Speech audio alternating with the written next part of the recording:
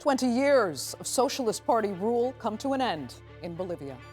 Right and center candidates capitalized on an economy in the doldrums, with Rodrigo Paz declaring victory on Sunday. But can his minority Christian Democratic Party deliver the economic turnaround he's promised? I'm Andrea Sankin. Today's Newsmaker is Bolivia.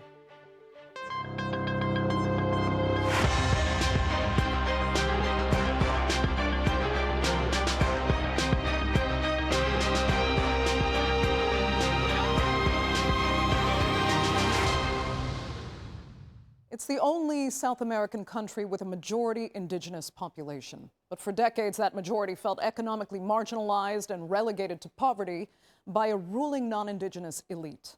Then in 2006, the country's first indigenous president was elected, ushering in 2 decades of Socialist Party rule. Now, the poverty rate declined significantly and political inclusion became a priority. But as time went on, many say corruption set in and the standard of living started to fall with economic stagnation. So, will handing the reins of power to a member of the old political guard reclaim the growth that gave so many Bolivians hope? Here's a look. The era of socialism in Bolivia is over. Centrist Rodrigo Paz came on top in Sunday's presidential runoff, defeating his conservative rival, Tuto Quiroga.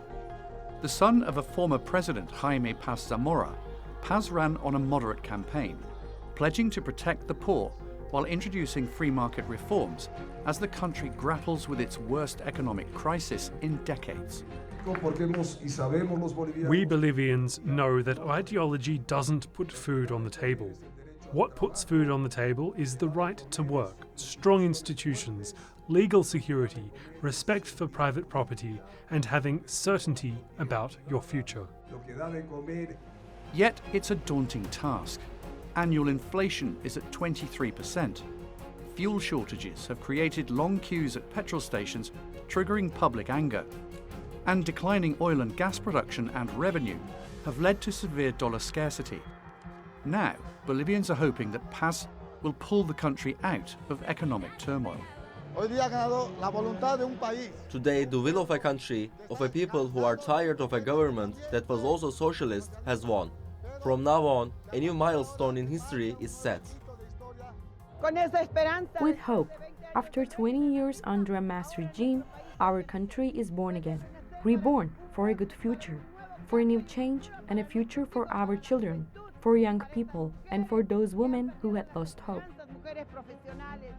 Evo Morales led much of that 20 years under the movement towards socialism, or MAS.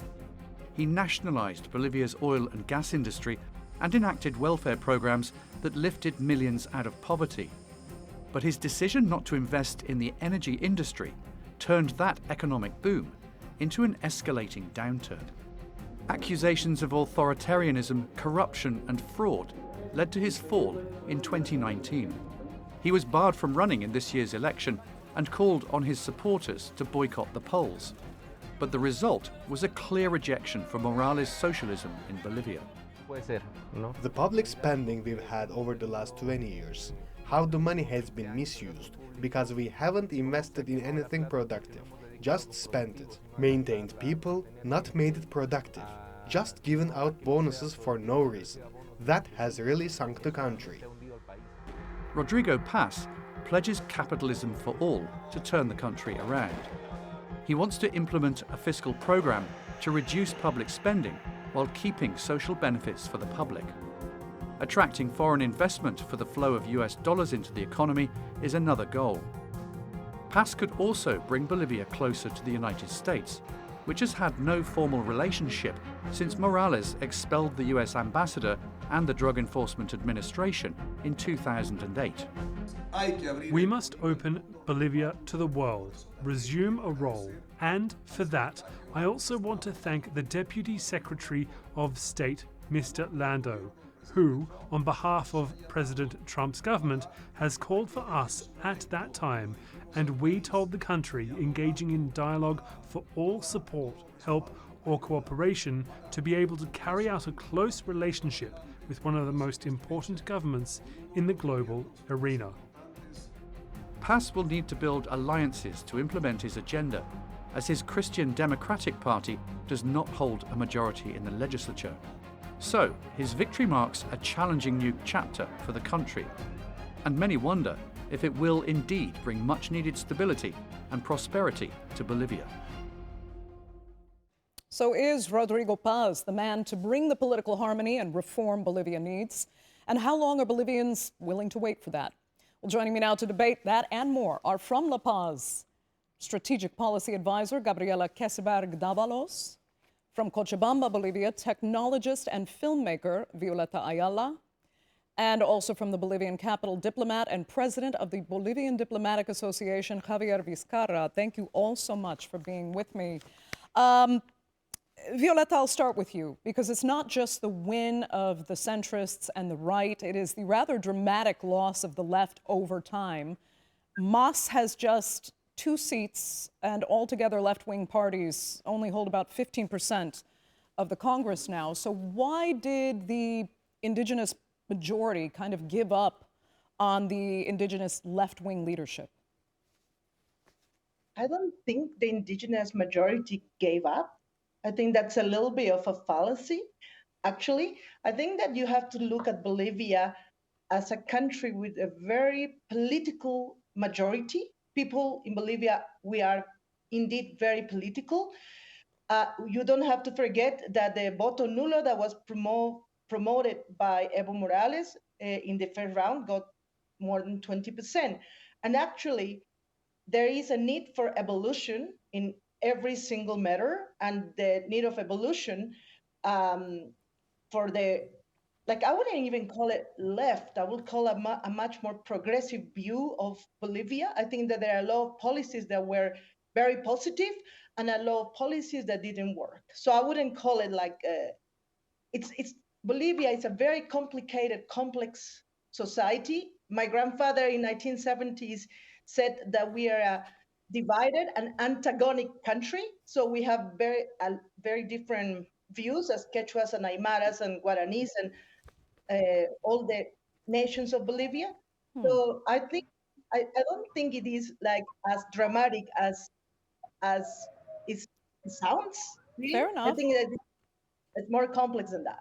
Okay, well, let me ask Gabriela if you agree. Is it a lot more complex? Because from the outside, it's easy to just look at the stats and say, well, it's a 60% indigenous population, yet here's the left-wing parties that are supposed to better represent the indigenous majority at just, 15% or so in Congress. Is it oversimplifying by looking at the numbers in that way?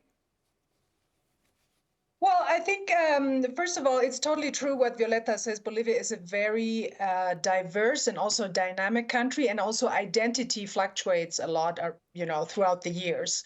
I just think that there are 3 main reasons why MAS has lost. I mean, the first one is political infighting, mainly around the very important figure of Evo Morales. The second one is that the electorate has changed and has also become more capitalist, because there is a new middle class that now wants to have trade and wants to have dollars and wants the economy to work, and they need that also to work.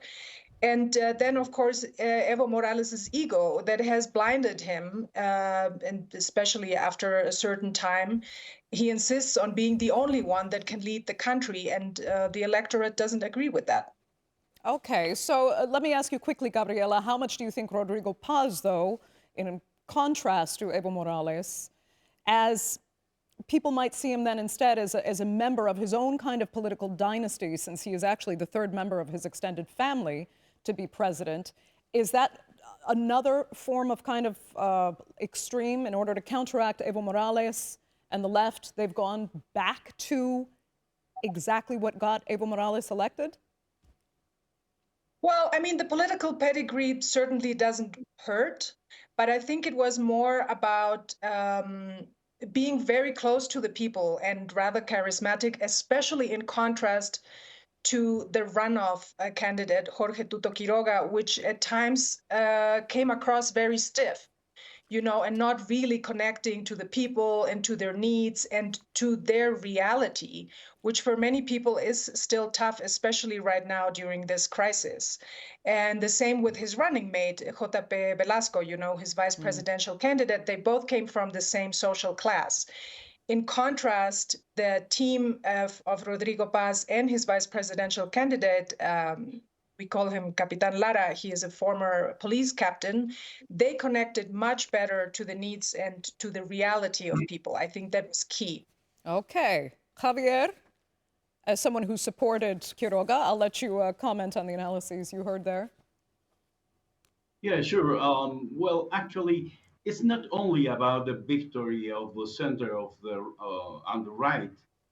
What really stands out is the dramatic decline of the left, the MAS, the party of the Evo Morales, which once dominated Bolivian politics, now holds, as you said, only 2 seats, and left-wing forces together control barely 15% Congress. Many indigenous voters who were once the backbone of the MAS felt disconnected from the leaderships, from its leaderships. They became frustrated by corruption, lack of renewal, and of course, growing distance between the party and the real needs of the people. It's also very important note that these elections were peaceful, completely different from 19 when there were protests and violence. That is true. I mean, it was quite notable that this was an incredibly peaceful. Ultimately, this transfer of power was pulled off with no, taking to the streets, not even really protests of any sort. So nice to see that kind of stability in a democratic election. But let me come to back to Violeta, because going forward now, do you expect this president to really lean into the United States and the Trump administration to help shore up the economy? And do you think that in itself will prove popular? Or are you looking at another kind of Argentinian-style controversy with the leader's choice of political alliances internationally? I think it's very interesting to understand. Oh, sorry. Go ahead, Violeta. Yeah. Okay. I think it's very interesting to understand what happened in this election. It was also the win of social media, of TikTok, over the traditional media in Bolivia, because Capitan Lara is the popular one here, while Rodrigo Paz is a diplomat and a very polite candidate. Paz and Lara, it's a team, and Lara is the one who connected with the people. I actually knew in the first round that Lara had a big chance to win, even though the polls didn't give him a chance. So again, we have to understand that the people who decided who won this election are the ones who voted nulo, right? Tuto already, I don't know in which planet he lived to even think that he had a chance of winning. If you know about statistics and if you read the maps of how was the election won, I had no doubt that Paz will win because of Lara and his popularity, and Paz both as a team. So I think this is very interesting. So it's also not up to Paz or Lara decide its relationship with the United States, right? We want relationships with everybody. And I think Bolivia, as I said, we are all very political people, and we have a lot of power. We are really organized as the people of Bolivia. So it's not going to be an Argentinian style of melee. We say no to Tuto, Quiroga, right? It's also, this election was won over racism. We said no to racism, we said no to the past, and we're giving the future a chance.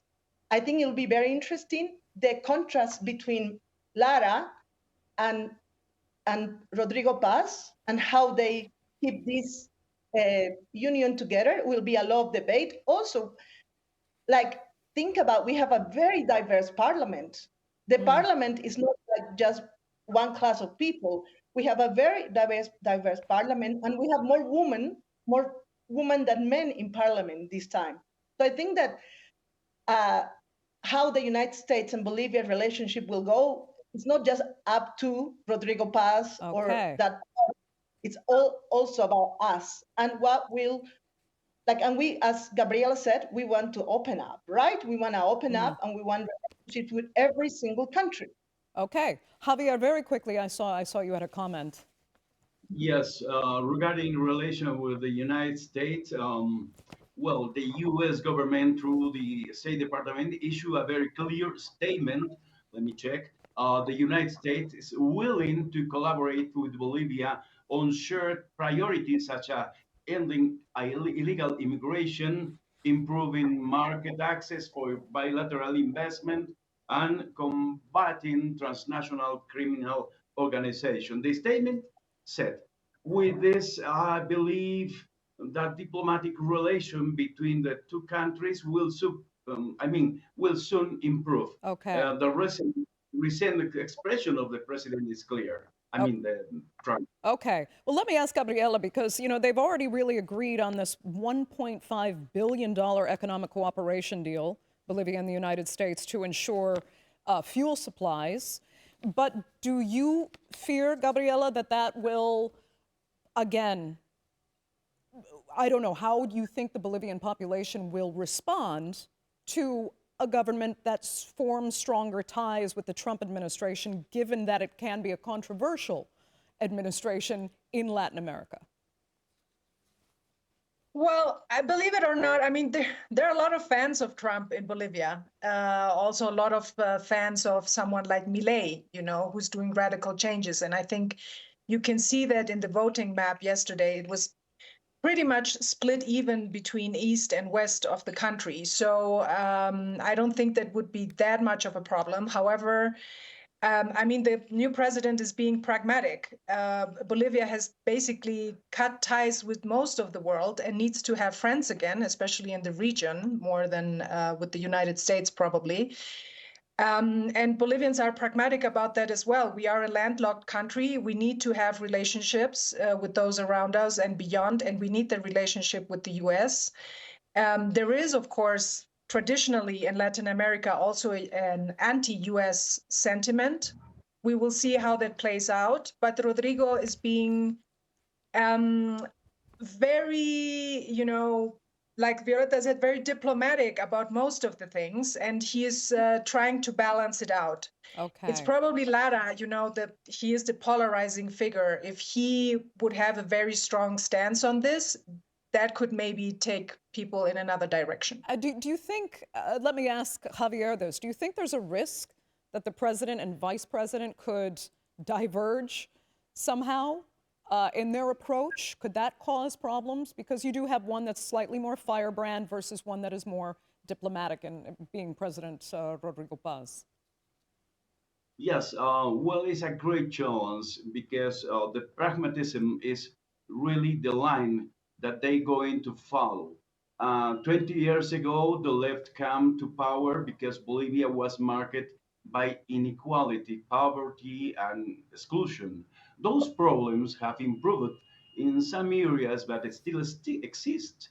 Now, the new government faces the challenge of reducing poverty through productivity and jobs, not just subsides. People want social justice, but they also want efficiency and transparency in how the state manage resources. For example, Bolivia still has a great potential in natural gas, but the sector needs investment and transparency. Production has fallen in recent years, mainly due to lack of exportation and modernization. If the new government opens the energy sector to fair and transparent partnership, gas production could cover within a few years. That will also help stability the country's foreign reserves. Yeah, I mean, Violeta, how dependent is Bolivia going to be on recovering, the gas industry?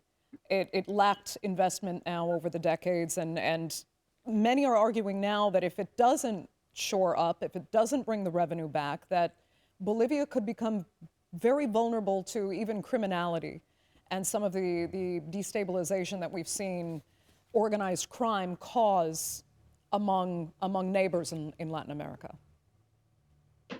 I guess Bolivia, it's a very peaceful country at the end of the day. Like, this idea of criminality is over overblown. No, All right. I'm saying the risk, if it becomes vulnerable to criminality, if the economy isn't shored up, especially via reinvestment in gas. I think that we need to also think, I will be very futuristic, and I think we have to think about lithium, right? Bolivia has the largest lithium reserves in the world. Bolivia, Argentina, and Chile could actually decide on the price of lithium worldwide. So it's not just gas. I think we have to think about lithium. I also have to think that Bolivia needs to think about relationships with all different countries, including China, right? So I think that, like I lived in Bolivia and Australia, and I understand that this relationship that has to be with the United States and also China, we need to understand Bolivia as a country that can have relationships with a lot of different, like everybody in the world. And we cannot just close ourselves very naively. And I don't think Rodrigo Paz will do that. And I think Rodrigo Paz is smart enough to be a diplomat and open relationships to all countries. Again, the lithium race hasn't even started yet. So this idea that the lithium is gone, I think is a bit of a fallacy. Bolivia has a lot of natural resources. Bolivia is a very small country in terms of population.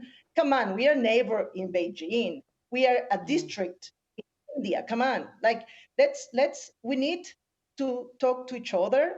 We need to respect each other. And I think racism, if we can deal with racism and we can deal with corruption, we will go very far. And those are the things that I think that if we can cut corruption by creating systems that are transparent, and we can deal with racism in a very like honest and fair way, and we will go very far. And I think the gas reserves more, but lithium is even a bigger resource. Okay. Let me ask Gabriela for some final thoughts on that. And I mean, do you believe that Bolivians will be patient enough to wait for these? There's been a lot of promises made, but to wait for these economic reforms to actually deliver, and for even the formation of a majority government somehow. That might be a painful process as well. Do you think Bolivians are ready to deal with a little bit of pain before things really can pay off? Well, the thing is, Bolivians have dealt already with a lot of pain in the past 2 years, and everyone fears that it will only get worse. So patience is a little bit at the tipping point, I would say, which is pretty dangerous. And it will be important that this new government sends strong signals already at the beginning. For example, with the people they will choose for the ministries, the team that will be around the president.